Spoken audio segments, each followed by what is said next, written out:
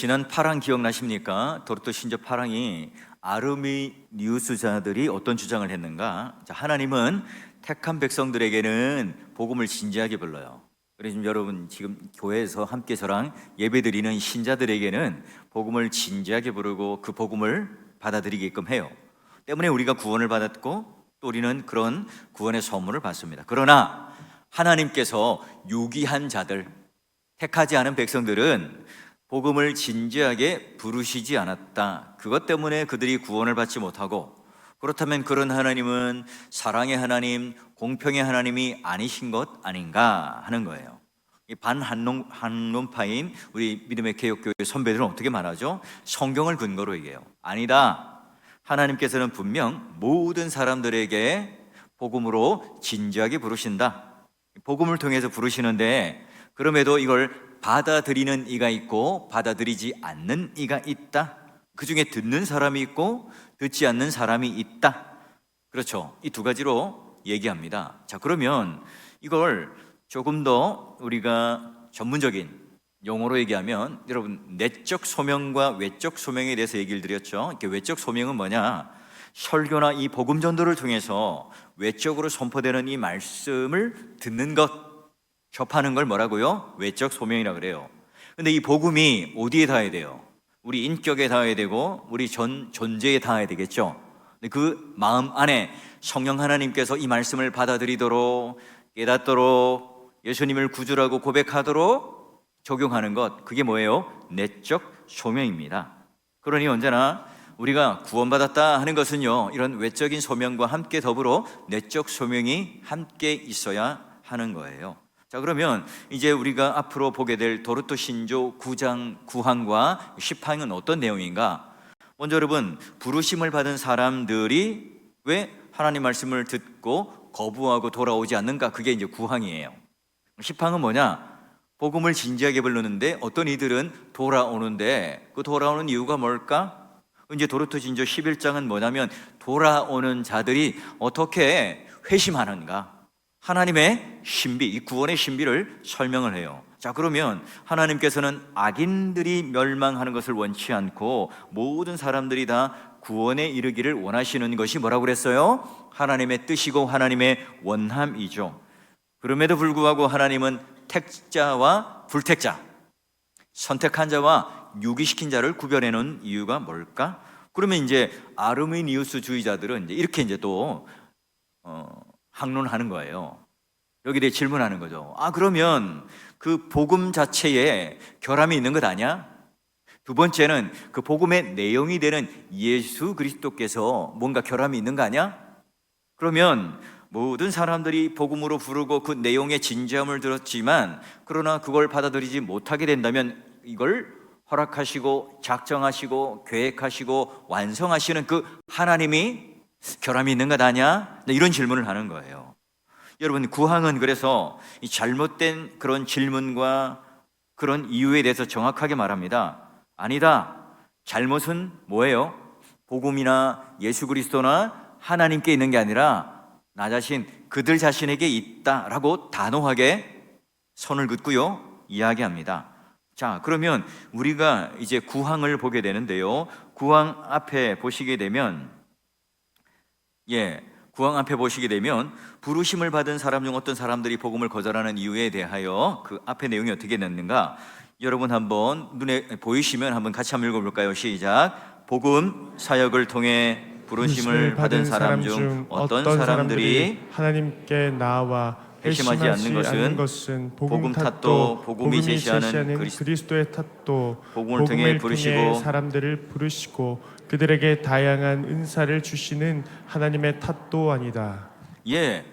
도르토 신조가 이렇게 답을 하고 있죠. 그 세 가지 질문을 던졌지만 이렇게 답을 하고 있어요. 자, 그러면 첫 번째, 복음의 결함이 있는 것이 아니다. 말하자면 여러분, 복음이라고 하는 것은 구원의 직접적인 은혜의 도구죠. 그럼 여러분, 내가 어디 빠졌는데, 구덩이에 빠졌는데, 자, 누군가 동아줄을 내려줘요. 그게 만약에 불량품이거나 썩은 동아줄이면 그걸 잡고 올라가다 어떻게 되겠어요? 툭 끊어지게 되겠죠. 근데 여러분, 방편이 되는 이 복음은요, 불량품이 아닙니다. 튼튼하고 단단해서 그 동아줄만 붙잡고 있으면 어떻게 됩니까? 구원을 받는 거예요. 여러분, 복음의 결함이 있는 게 아니죠. 둘째, 그러면 복음을 제시하는 예수 그리스도께 결함이 있는 거냐? 아니죠. 예수 그리스도는 충분히 우리를 구원하세요. 그래서 여러분, 히브리서 말씀에도 보면 우리를 구원하시는데 모든 율법의 마침표를 찍으시고 완성하시고, 그리고 영단번의 제사를 드려서 우리들에게 뭘 해줘요? 구원을 선물로 주세요. 그래서 여러분, 우리가 거기에 대한 인과 표로서 뭘 받습니까? 세례를 받는데, 여러분, 세례는 우리 인생에 몇 번 받는 거예요? 한 번, 그죠? 그걸 여러 번 받는 거를 재세례파라고 그러잖아요. 왜 한 번만 받죠? 그 좋은 거를 좀 계속 받으면 좋잖아요. 그 좋은 거 그냥 매주 받으면 좋잖아요. 근데 여러분, 왜 그렇죠? 바로 예수 그리스도께서 우리의 구원을 이루기 위해서 십자가에 돌아가신 이 사건은 단회적 사건으로 완성되고 완전하다는 거예요. 거기 뭔가 덧붙이거나 거기 뭔가 더해지거나 할 수 있는 게 아니에요. 그런 의미로서 우리가 세례도 내 평생 뭐예요? 딱 한 번 받는 겁니다. 물론 고백은 여러 번 할 수 있죠. 다른 사람이 세례를 받을 때 함께 고백할 수도 있겠죠. 자, 그러므로 말미암아 십자가의 구원이 완전하기에 두 번, 세 번 세례를 받지 않는 것처럼 예수 그리스도도요, 그 복음의 내용이 되시는 그분도 완전하신, 무결한 겁니다. 그럼 세 번째, 하나님께서 우리를 구원하시는데 그 원인이 되시죠. 그러면 그분이야말로 우리에게 구원을 베풀고 우리에게 주시는 선물에 결함이 있는 거냐? 아니죠. 하나님은 어떤 착오나 실수가 없으신 분이에요. 그러면 오늘 여기 이제 우리가 반학론파가 도르토 신조 구항이 말하고 있는 것처럼 복음도, 그 복음의 내용이 되는 예수 그리스도도, 그리고 이 모든 것들을 제시하고 구원을 선물로 주시고 구원의 완성을 이루어 주시는 그 하나님도 결함이 없다, 실수가 없다 하는 거예요. 처럼 그 부르심에 나오지 못하는 그들 자신에게 있다. 끝까지 거부하는 사람, 끝끝내 그것을 받아들이지 않는 사람. 여러분, 그 몇 가지 이유가 있어요. 그게 이제 도르토 신조 9장 그 앞에 말씀을 한번 보면 이렇습니다. 자, 여기도 한번 우리 보이시면요, 같이 한번 읽어봅시다. 시작. 어떤 사람들은 자신을 지나치게 믿고 생명의 말씀을 거부한다. 어떤 사람들은 생명의 말씀을 받되 마음에 내기지 않는 까닭에 일시적인 믿음에서 나오는 기쁨이 이내 사라지고 다시 원래의 상태로 돌아간다. 어떤 사람들은 세상이 주는 즐거움과 근심의 가시로 생명의 씨앗을 자라지 못하게 막아 아무 열매도 맺지 못하게 한다. 우리 구주께서는 씨 뿌리는 사람의 비유로 이 내용을 가르치신다. 자, 보니까요, 이 학론파에 관해서 반학론파인 이 도르토 신조를 총회 가운데 했던 분들은 언제나 뭐예요? 아르미니우스주의자들은 경험을 가지고 이야기를 해요. 질문이 많죠. 근데 이 반학론파는 언제나 이 말씀을 가지고 해요. 보니까 뭐예요? 씨 뿌리는 자의 비유를 통해서 해답을 주고 있는 겁니다. 자, 그러면 신조가 말하는 것처럼 오늘 마태복음 씨 뿌리는 비유, 첫 번째가 보니까 주의를 기울이지도 받아들이지도 않는 사람이 있죠. 그래서 천국은 말씀을 듣고 깨닫지 못할 때 악한 자가 와서 마음에 뿌려진 것을 빼앗는, 어디에 뿌려진? 길가에 뿌려진 씨와 같은 자요라고 되어 있어요. 여러분, 천국 복음이 길가에 뿌려졌다, 단단한 마음에 뿌려졌다는 거죠. 오늘날로 치면 콘크리트 또는 아스팔트 위에, 시멘트 위에 복음의 씨앗이 탁 하고 뿌려졌다는 거죠. 그 땅은요, 사람들이 하도 밟고 지나가고 지나다녀서 단단해요. 씨가요, 비집고 들어갈 틈이 없는 거죠. 그래서 오늘 이 내용은 뭐냐면, 주의를 기울여서 받아들이거나 또 그것을 듣지 않는, 기뚱으로도 듣지 않아요. 자, 예를 들면 쉬운 건 이런 거예요. 전도대가 전도지를 나눠주죠. 여기죠, 사월역 앞에서도 나누어주고 또 곳곳에서 나누어줍니다. 그러면 여러분, 이런 사람 보셨어요? 전도지를 받자마자 땅바닥에 탁 패대기 치고 가는 사람 있죠. 그런 사람들은 어때요? 바로 여러분, 이런 게 길가에 뿌린, 그런 밭에 뿌린 씨앗과 같아요. 깨닫지 못한다는 이 의미는 뭐냐면 천국 복음을 이해하지 못한다는 거예요. 듣긴 들어요. 전도지도 받고 어릴 때부터 뭐 성탄절이면 초코파이나 떡을 준다고 하니까 가서 또 참여하기도 해요. 그런데 이때 복음을 듣고 말씀을 들었지만 뭐해요? 세속적인 물결, 그리고 내 안에 단단한 마음 때문에 듣긴 들었지만 내가 그걸 깨닫지 못해요. 여러분 어떻습니까? 길가에 뿌려진 이 씨앗처럼 강팍한 사람들이 우리 주위에 있나요? 그런 분들이 있다면 오히려 우리가 어떻게 합니까? 더 열심히 복음을 전하고 전도하는 걸 통해서 하나님의 이 복음의 진지함으로 그들을 부르고 그들이 구원에 동참할 수 있도록 열심을 내야 되겠죠.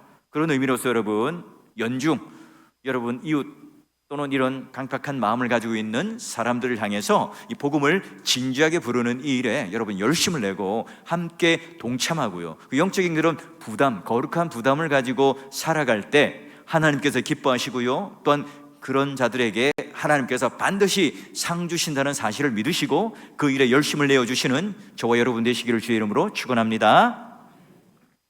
특히 우리나라 같은 곳에 보면 평생 나고 죽기까지 한 번도 복음을 듣지 못했다 뭐 이런 변명을 못할 거예요. 지나가다가 예수 천국, 불신 지옥, 여러분 이런 말은 한 번쯤은 들어봤죠. 주변에 어떤 진지한 그리스도인들이 자, 하나님께서 당신을 위해서 예수 그리스도를 보내고 당신은 사랑받기 위해 태어난 사람입니다 라고 해요. 이렇게 하면 그 사람은 아이고 우리는요 우연히 태어났고 우리의 원조는 아메바고 우리는 이 진화된 그런 진화론 속에 살아가요. 그 예수 2000년 전에 허풍쟁이고 사기꾼이고 그 젊은이 그 사상에 따라가는 사람 때문에 지금도 영향을 받고 있고 이 종교라고 하는 아편과 같이 중독성이 있는 거예요 라고 대응을 해요. 여러분 합리적인 대응이 맞습니까? 복음을 뭐예요? 원천적으로 거부하죠. 이 사람들은 결국 마음이 단단하여서 복음을 받아들일 생각조차 끈덕지조차 없는 사람들이에요. 자, 그러면 자신이요 천국 가요 심판받을 때 너 왜 복음을 받아들이지 않았느냐 물어보면요 정확하게 답할 수 있죠. 아, 그건 내 잘못이에요. 제가 그때 그 복음을 듣지 않았어요. 내가 수긍하거나 받아들이지 않았습니다 라고 말할 수 있어요. 그러니 뭡니까? 너 잘못이야. 복음을 진지하게 전했는데 안 들었어. 너 잘못이야 라고 말하면 가장 여러분 수긍을 잘할 수 있는 사람이 뭐예요? 단단한 밭에 뿌려진 씨처럼 있는 사람들이죠. 여러분 그래서 자기가 평생 살아왔던 삶 속에서 내가 이 수많이 많은 복음을 들었지만 그 하나님께서 진지하게 복음을 제시했지만 내가 듣지 않았구나, 내가 거부했구나, 그렇게 해서요 이 자기 잘못을 전적으로 시인할 수 있는 유형이 바로 첫 번째 유행이에요. 오늘날 이런 사람들이 절대 다수이겠죠. 이 복음을 전하기에 가장 힘든 부류일 거예요. 자, 근데 두 번째, 그러면 오늘 받아들이긴 하지만 마음 안으로 받아들이지 않는 사람이죠. 자, 그러니까 말씀을 듣고 즉시 기쁨으로 받되 그 속에 뿌리가 없다. 그리고 잠시 견디다가 그 말씀을 인하여 환난과 핍박이 있을 때는 곧 넘어지는 자라, 이렇게 말을 해요. 자, 그렇죠. 예수님의 비유를 통해서 이 둘째 부류의 사람들은요, 아하, 이거 돌밭이구나 라고 하는 것을 금방 깨달아요. 비가 내리면 물도 약간 고일 수도 있고 또 틈이 있어서 약간의 그런 얕은 흙가에 있지만 그러나 어때요? 그게 고여있는 물이 아니에요.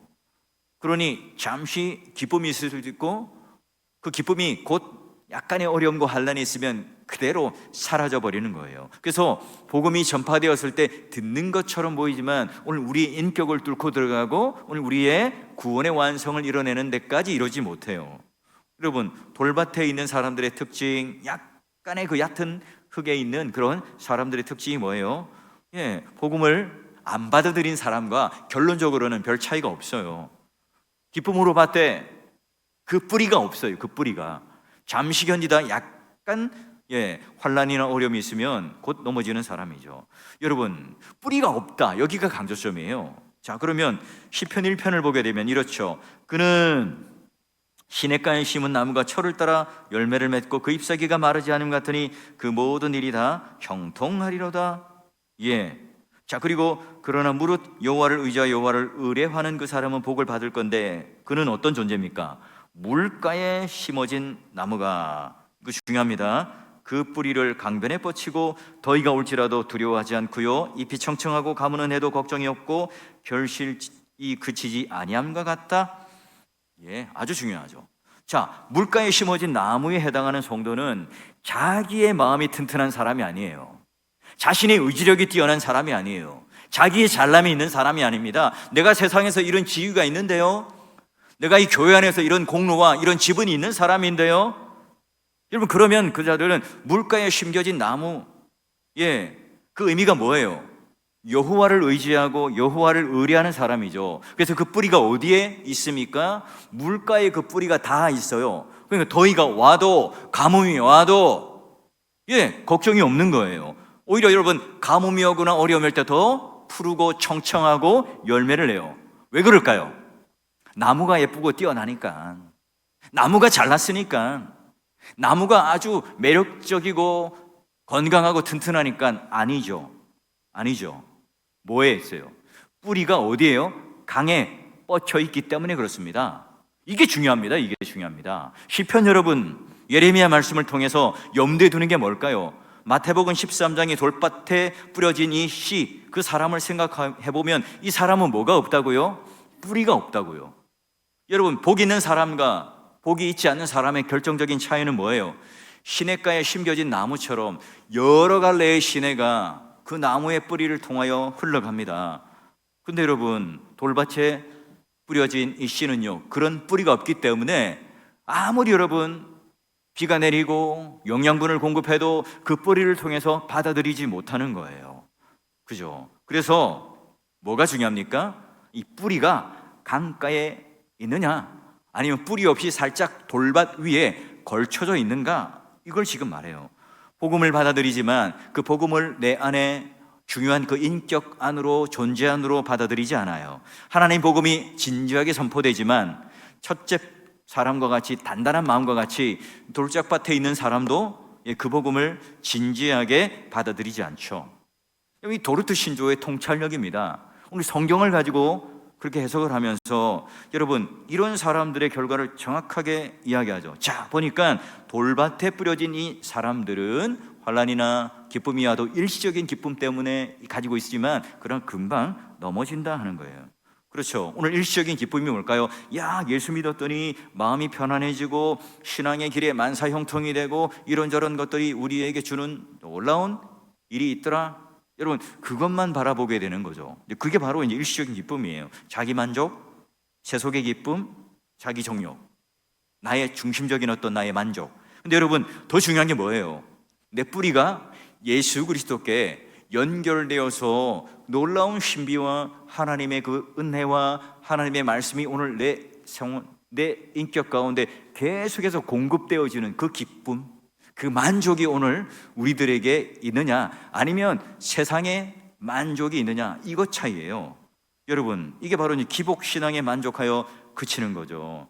우리가 예수 그리스도를 인격적으로 만난다는 것, 그게 그래서 너무너무 중요합니다. 세 번째가 어떤 유형인가 보니까 세상의 염려와 즐거움으로 말씀의 씨를 완전히 질식시켜버려요.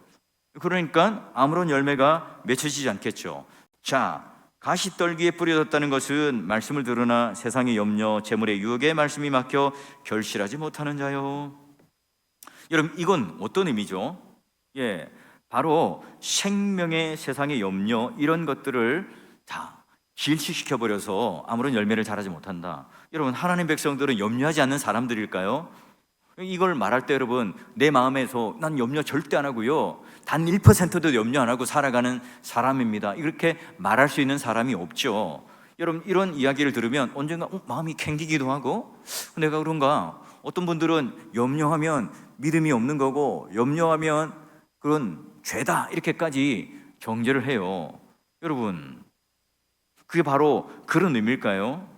여러분, 하나님 백성들의 정체성은 염려하지 않고 환난도 없고 넘어지지 않고 실패하지 않는 사람들을 말하지 않습니다.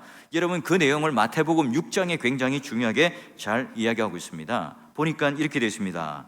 그러므로 너희에게 이르노니 목숨을 위하여 무엇을 먹을까, 무엇을 마실까, 몸을 위하여 무엇을 입을까, 뭐 하지 말라고요? 염려하지 말라. 또 목숨이 음식보다 중하지 아니하며 몸이 의복보다 중하지 아니하냐. 공중의 새를 보라. 심지도 않고 거두지 않고 창고에 들이지도 않되 너희 하늘 아버지께서 기르시나니 너희는 이것들보다 귀하지 아니하냐. 너희 중에 누가 염려로 그 키를 한 자라도 더할 수 있느냐.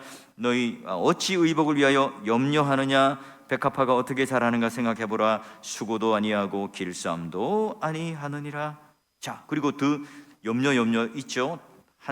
더 뒤에 봅시다. 그러나 내가 너에게 말하노니 솔로몬의 모든 영광으로도 입은 것이 이 꽃 하나만 같지 않느냐. 오늘 있다가 내일 아궁이에 던져지는 들풀도 하나님이 이렇게 입으시거든 하물며 너일까 보냐. 믿음이 작은 자들아, 그러므로 염려하여 이기를 무엇을 먹을까 무엇을 마실까 입을까 하지 말라. 이게 중요합니다. 다 이방인들이 구하는 거다, 이렇게 되어 있어요. 이방인들이 구하는 거다. 너희 하늘 아버지께서 이 모든 것이 너에게 있어야 할 줄을 아느니라. 여러분, 이게 궁극적인 목사님이 이 말씀 읽으니까 내가 더 이방인 같은데요, 이렇게 말할 수도 있죠. 주식이 올랐나 떨어졌나 휴대폰 봐야 되고, 이거 요번에 트럼프가 당선되고 이 계엄 사태 때문에 물가는 오르고 환율은 올라서 미치겠다, 이렇게 이제 되는 거죠. 여러분, 그게 지금 당연한 것 아니겠어요? 여러분, 이런 생각들을 하는 것 자체가 문제라는 게 아닙니다. 우리가 무엇을 입을까, 무엇을 먹을까, 무엇을 마실까, 그걸 여러분 염려하고 걱정하고 선택해야죠. 여러분, 아침에 일어났는데 아무 생각 없이 그냥 물만 마십니까? 옆에 삼국지, 중국집에 갔는데 아무 생각 없이 주문을 하나요? 고민을 하죠. 그래요, 그 고민을 합니다. 그렇죠. 여러분, 이런 생각의 중요한 건 포인트, 관점이 뭐냐? 예수님께서 말씀하시는 건 뭐냐면 우리가 그런 염려 속에 살아가요. 우리가 그 존재가 이런 염려라고 하는 것에 노출되고 우리도 여전히 하고 살아가요. 그런 존재라는 사실을 우리가 부인할 수 없어요. 그것 자체 때문에 우리가 믿음이 없다, 우리 신앙이 없다, 이렇게 말씀하는 게 아닙니다. 주님께서는 뭐래요? 하나님보다 그것을 더 사랑하고 그것 때문에 더 염려하는 것, 그걸 뭐라고 그래요? 이방인이다 라고 말하는 거예요. 그래서 여러분, 한 사람이, 우리 마태복음 6장 24절 같이 읽습니다. 시작.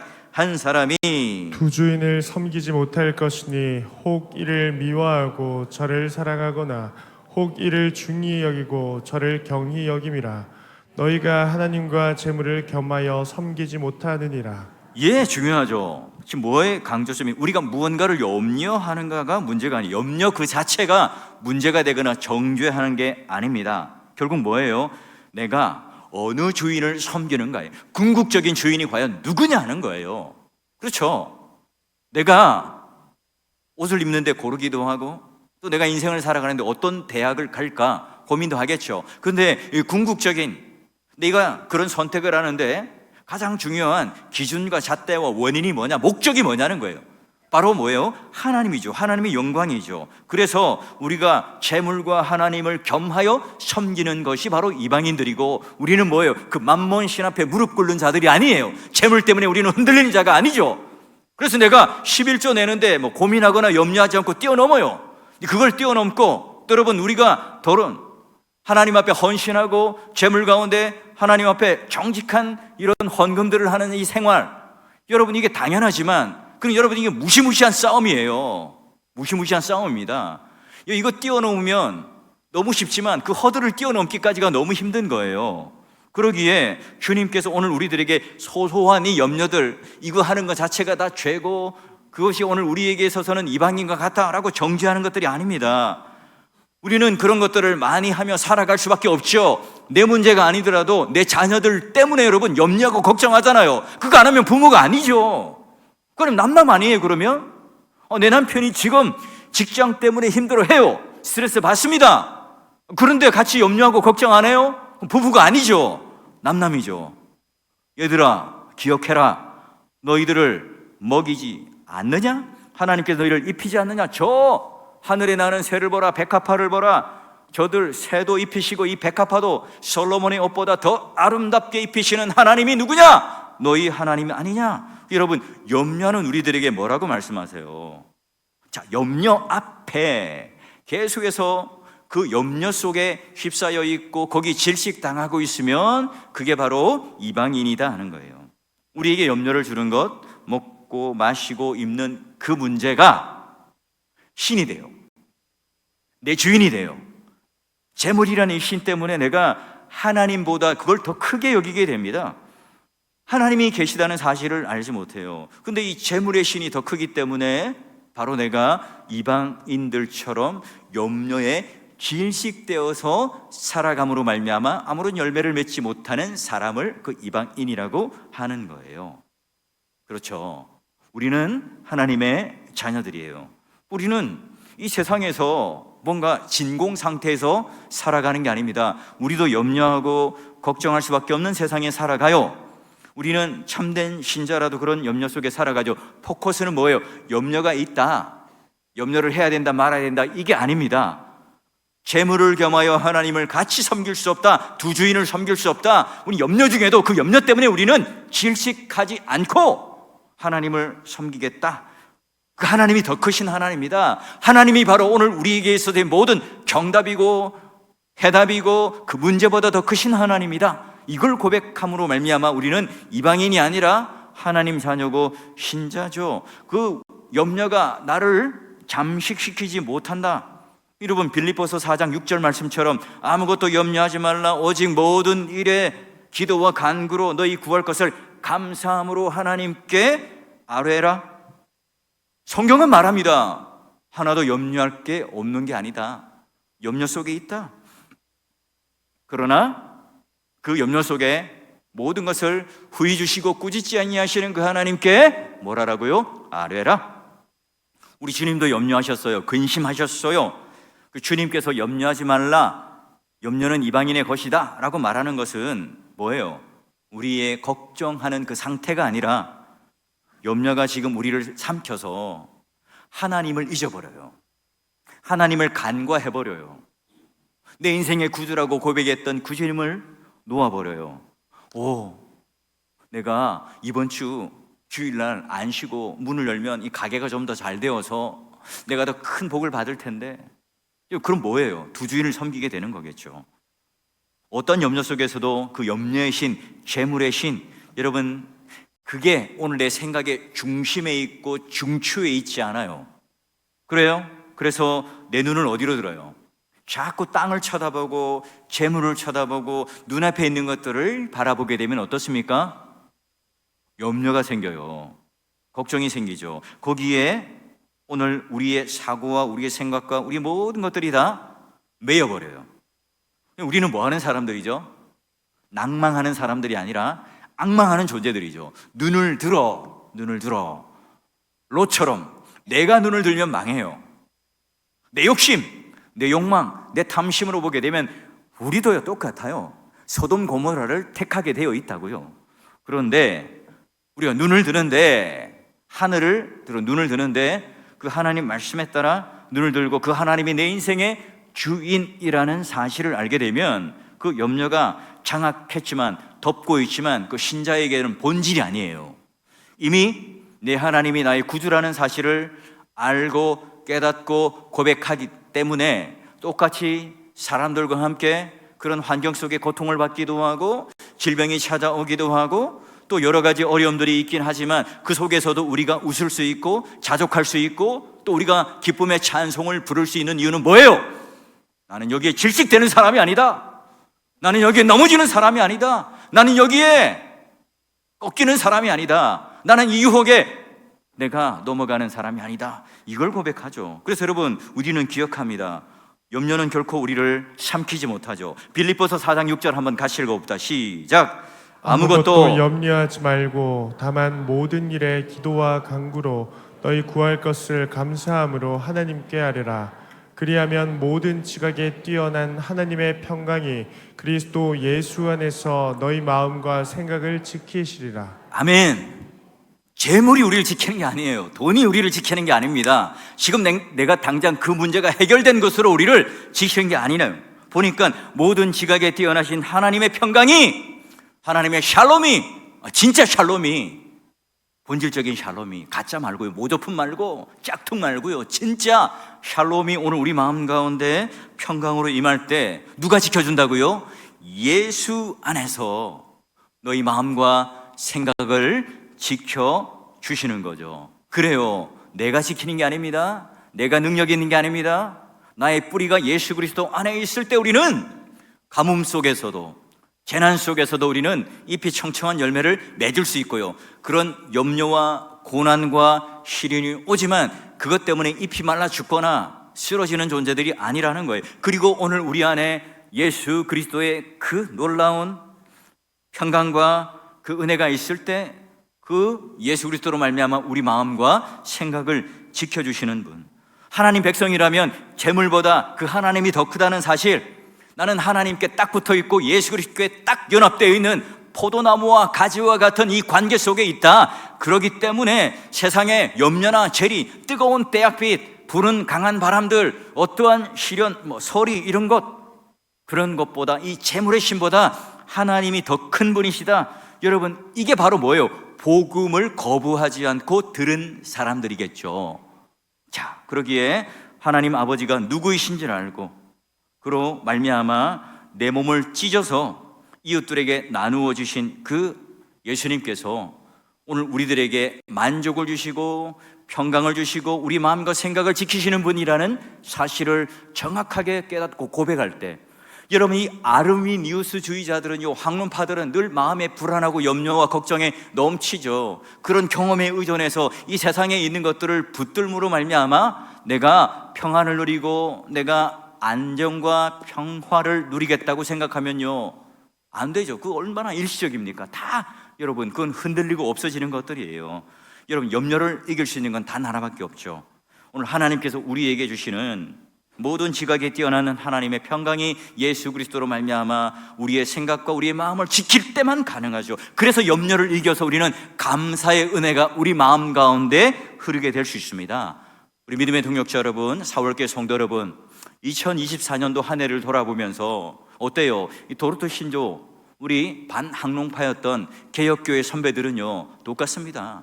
두들겨 맞고요, 쫓겨가고요, 예배드리다가 도망가고, 늘 긴장된 마음으로, 편안한 마음으로 찬양 부르고 예배를 드리는 그런 환경 속에 산 사람들이 아니었다고요, 초기에는.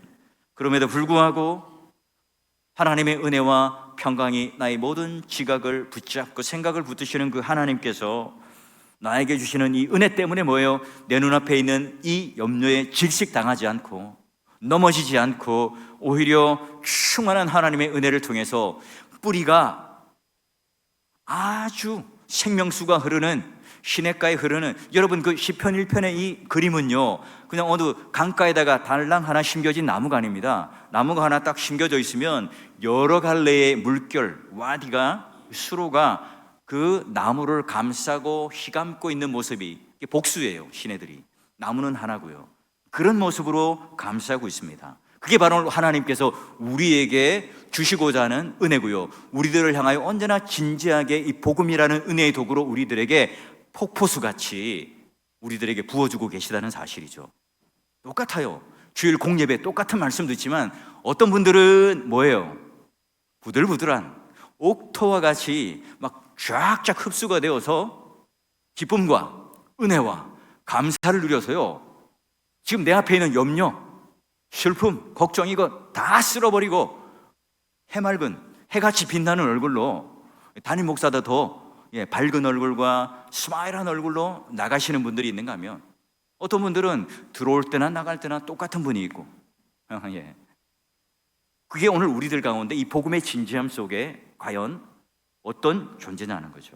여러분, 우리 모두가요, 2024년도 한 해를 잘 마감하시면서 여기 우리 믿음의 개혁교회 선배들이 말했던 반학론파 도르토 신조의 내용처럼 우리가 시냇물 깊은 곳에 뿌리 깊이 박힌 좀 그런 진지한 신앙, 뿌리 깊은 신앙, 실력 있는 신앙, 깊이 있는 신앙으로 그런 하나님과 관계되는 것을 통해서 그런 염려, 걱정, 어려움들이 오면 오히려 더 강해지는, 오히려 더 푸른 잎이 청청하고 열매가 주렁주렁 열리는 그런 충만한 성도, 또 복받은 성도, 하나님께서 칭찬하시는 믿음의 종이 되실 수 있기를 주의 이름으로 축원합니다.